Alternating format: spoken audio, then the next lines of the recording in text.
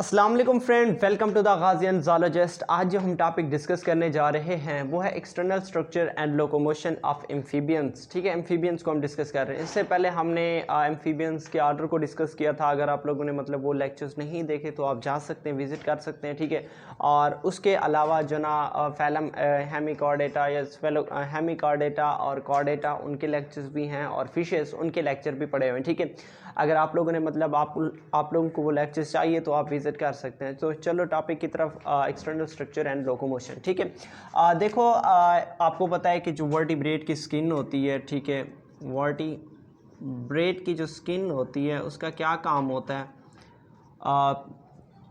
वो जो ना आप प्रोटेक्शन प्रोवाइड करती है। ठीक है, और प्रोटेक्शन आप किसके अगेंस्ट प्रोटेक्शन प्रोवाइड करती है? मैक्रो ऑर्गेनिज्म हो सकते हैं। ठीक है, अब माइक्रो ऑर्गेनिज्म को अपने बॉडी के अंदर इंटर नहीं होने देती। ठीक है, ये स्किन का मेन काम होता है। ठीक है, और उसके अलावा जो ना कोई जो ना अल्ट्रा वायलेट रेडिएशंस, ठीक है, अल्ट्रा वायलेट रेडिएशंस, ठीक है, इसी तरह से जो ना आप उसकी बात कर लो। ठीक है, मैकेनिकल इंजरी की बात कर लो, मतलब ये कि कोई चोट लग जाए, मैकेनिकल इंजरी की बात कर लो।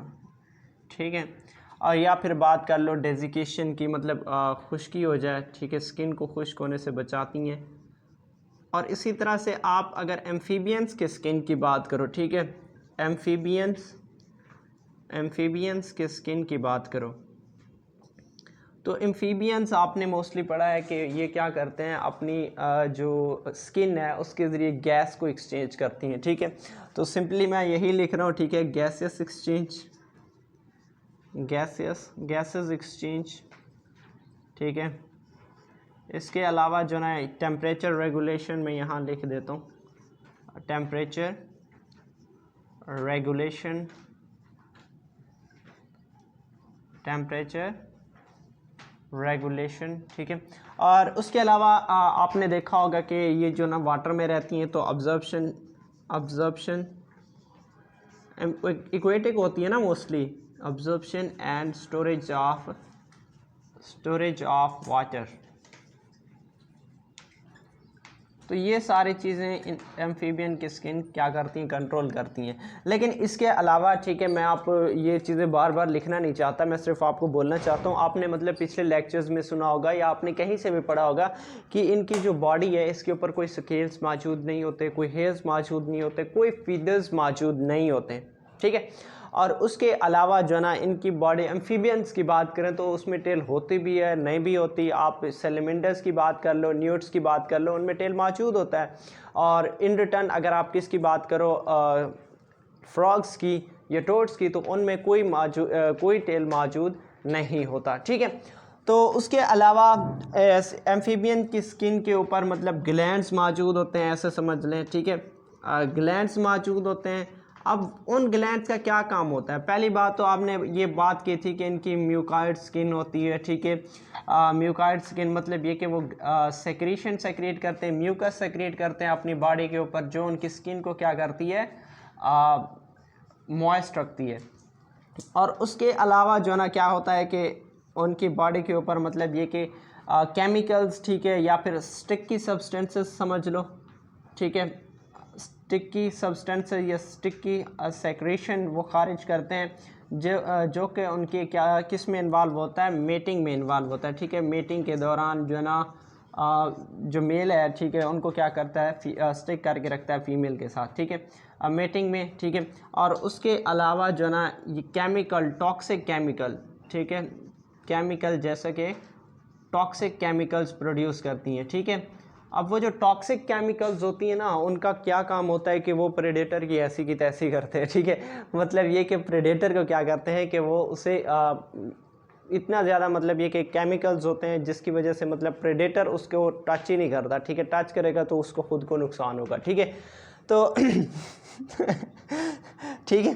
और उसके बाद अगर हम इनके मतलब ये कि स्किन कलर की बात करें तो आपने देखा होगा फ्रॉग या सेलेमेंटर्स या जितने भी है उनकी बॉडी के ऊपर क्या मौजूद होते हैं, डिफरेंट कलर्स मौजूद होते हैं, कोई ब्लैक कभी येलो कभी अप टू सो ऑन मुख्तलिफ किस्म के कलर, ग्रीन, लाइट ग्रीन, तो इस किस्म के कलर्स मौजूद होते हैं। तो एक्चुअली ये जो कलर प्रोड्यूस करने वाले होते हैं उनको हम क्या कहते हैं, क्रोमेटोफोर्स कहते हैं। ठीक है, चले मैं यहाँ लिख लेता हूँ। ठीक है, क्रोमैटोफोर्स।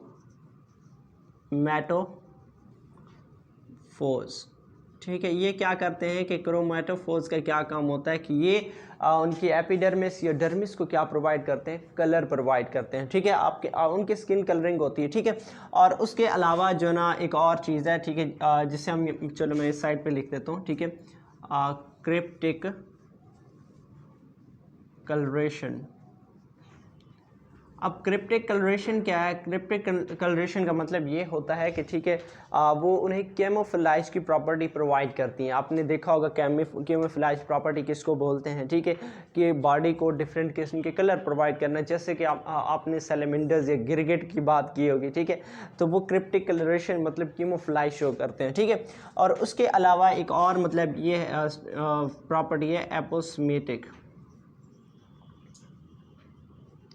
एपोस्मेटिक कलरेशन। एक्चुअली जो एपोस्मेटिक कलरेशन होता है वो वार्निंग के लिए होता है। ठीक है, जो आने वाला प्रेडेटर होता है उसके लिए क्या साबित होती है, वार्निंग के तौर पर कि आप यहाँ ना हो। ठीक है, और उसमें ऐसा करते हैं कि अब कोई एनिमल है, वो शेर की जो अडाप्टेशन है, वो जैसे शेर होता है बिल्कुल उसकी कलर वैसी हो जाती है, तो वो जो आने वाला प्रेडेटर है वो तो डर जाएगा ना।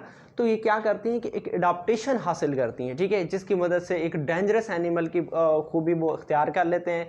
जो प्रेडेटर होता है वो उससे क्या जाता है, डर जाता है और भाग जाता है। ठीक है, और उसके बाद इनके लोकोमोशन को डिस्कस कर लेते हैं। ठीक है, पहले देखो, आपको पता है कि एम्फीबियंस हैं, ये वाटर में रहती हैं, तो वाटर में इनका क्या काम होगा कि वाटर उनको बवंसी प्रोवाइड करती है, जिसकी मदद से वो क्या करते हैं कि वाटर में तैरते रहते हैं। ठीक है, और उसके बाद आप स्केलेटन की बात कर लो। स्केलेटन, पहले हम स्केलेटन ऑफ फिशेस को थोड़ा सा डिस्कस कर लेते हैं। देखो, फिशेस की जो स्केलेटन होती है, ठीक है, वो पहली बात तो ये कि उनके जो इंटरनल स्ट्रक्चर्स हैं उनको मतलब सपोर्ट करती है। ठीक है, और उसके अलावा ठीक है, उनके जो मसल्स होते हैं उनको क्या प्रोवाइड करती है, अटैचमेंट प्रोवाइड करती है कि उनके मसल्स उसके साथ अटैच हो। और तीसरी बात ये कि उनके जो मतलब उनके जो मूवमेंट है, ठीक है, मूवमेंट में क्या होता है कि वो हेल्पफुल होता है। ठीक है, और उसके बाद स्केलेटन ऑफ एम्फीबियंस की बात करो या वर्टिब्रेट्स की बात करो, स्केलेटन ऑफ वर्टिब्रेट्स, वो वर्टिब्रेट्स जो टेरेस्ट्रियल हैं। ठीक है, अब ये ना सोचना कि फिशेस भी तो वर्टिब्रेट्स हैं, फिर वहाँ उनको अलग क्यों रखा है। तो ये टेरेस्ट्रियल वर्टिब्रेट की बात हो रही है। तो जो टेरेस्ट्रियल वर्टिब्रेट है, पहली बात तो ये कि उनका जो स्केलेटन होता है, ठीक है, वो क्या होता है कि उनको ग्रेविटी से बचाता है। ठीक है, क्योंकि ज़मीन ग्रेविटी अपनी तरफ खींचती है, तो वो ग्रेविटी सपोर्टेबल होनी चाहिए। ठीक है, और दूसरी बात ये कि उसको इतना ज़्यादा स्ट्रॉन्ग होना चाहिए कि उसके जो इतने स्ट्रॉन्ग मतलब मसल्स हैं वो उनको क्या कर सके, सपोर्ट कर सके। ठीक है, उनको सपोर्ट प्रोवाइड कर सके, उनकी अटैचमेंट सब कुछ क्या हो सके, उसमें मैनेजेबल हो। ठीक है, ऐसे समझ ले। और उसके बाद अगर हम इनके मतलब स्किन्स की बात करें, मैं यहाँ सारी चीज़ें इसलिए नहीं लिख रहा क्योंकि मतलब जगह थोड़ी है। इनके स्किन की बात करते हैं, स्किन एंड जॉज की बात कर लेते हैं। ठीक है, अब इनका जो स्किन है, ठीक है, पहली बात तो ये कि आप सॉरी ये स्किन लिखा है, स्कल है। ठीक है, स्किन तो हम पहले से पढ़ चुके हैं, ये स्कल है। इनका जो स्कल होता है वो क्या होता है, शॉर्ट होता है, मतलब स्मॉल होता है और फ्लैटेंड होता है। ठीक है, और उसके बाद जो इनकी जॉज होती हैं, जॉज और या इनके जो मस्कुलेचर होते हैं वो इतने मॉडिफाइड होते हैं कि जो प्रे है उसे क्या कर सकें, क्रैश कर सकें। ठीक है, और उसके बाद इसके वर्टिब्रल कॉलम को डिस्कस कर लेते हैं। चलो, वर्टिब्रल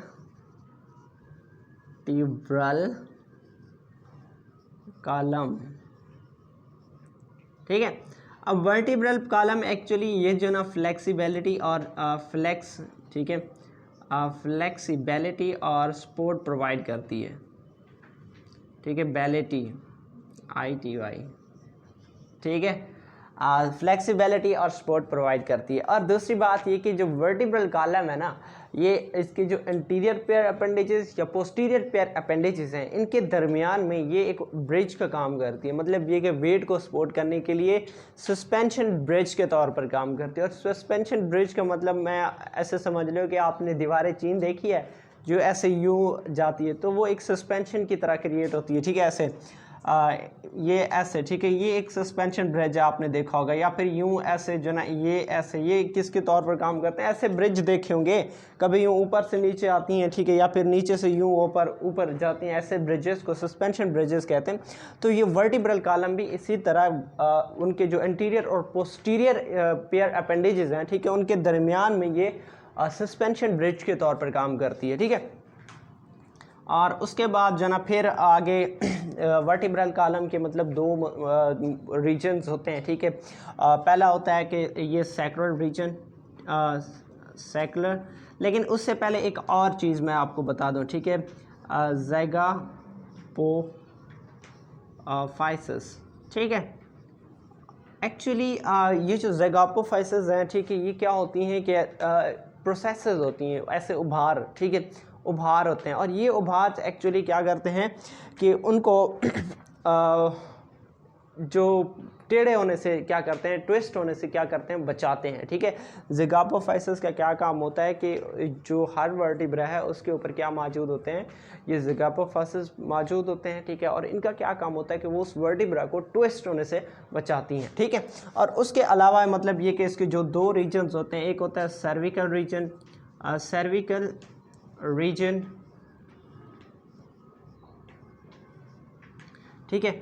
सर्विकल रीजन्स एक्चुअली ये हेड के, जैसे कि मैं फॉर एग्जांपल अपनी बात करूँ, इस साइड पे या इस साइड पे मौजूद होते हैं। और इनका क्या काम होता है कि ये हेड को कभी इधर मोड़ने में ऐसे और कभी जो इधर मोड़ने में हेल्प करते हैं। अभी आपने देखा होगा कि ये जो फ्रॉग है या कोई भी ऐसे सेलेमेंडर्स की बात करो, कभी इधर देखते हैं कभी इधर देखते हैं, तो वो किसकी मदद से देखते हैं, वो इस सर्विकल वर्टिब्रा की मदद से देखते हैं, ठीक है। और इस रीजन को सर्विकल रीजन कहते हैं, ठीक है।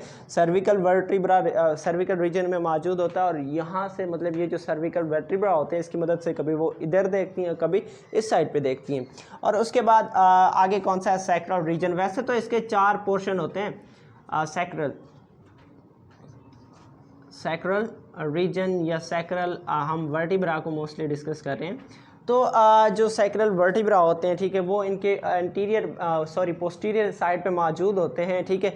जो पेल्विक साइड को क्या करते हैं, पेल्विक ग्रोडल या पेल्विक साइड को क्या करते हैं, उसके वर्टिब्रल कॉलम के साथ अटैच करते हैं, ठीक है, जो ताकि जो बैक साइड है उसको क्या मिले, सपोर्ट मिले, ठीक है। और उसके अलावा एक स्ट्रक्चर है जिसे हम स्टर्नम कहते हैं, वो मौजूद होता है, ठीक है। अब स्टर्नम मैं यहाँ लिख लेता हूँ थोड़ा सा,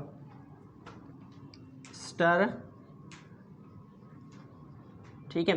स्टर्नम एक्चुअली ये एक बोनी प्लेट होता है जो कि इनका जो वेंट्रल साइड है, ट्रंक, वेंट्रल ट्रंक साइड, ठीक है। अब ट्रंक का धड़ है, धड़ के फ्रंट वेंट्रल साइड पे क्या होता है, मौजूद होता है, ठीक है।